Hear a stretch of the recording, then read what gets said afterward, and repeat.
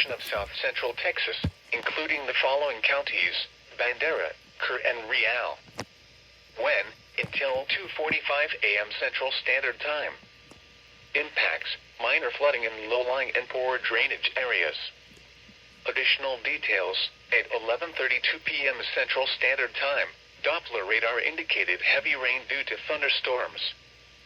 This will cause small stream flooding. Up to 1 inch of rain has fallen. Additional rainfall amounts up to 2 inches are expected over the area. This additional rain will result in minor flooding.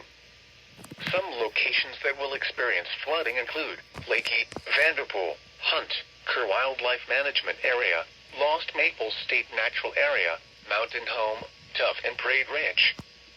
http://www.weather.gov/safety/flood turnaround. Don't drown when encountering flooded roads. Most flood deaths occur in vehicles. Be especially cautious at night when it is harder to recognize the dangers of flooding. In hilly terrain, there are hundreds of low water crossings which are potentially dangerous in heavy rain. Do not attempt to cross flooded roads. Find an alternate route.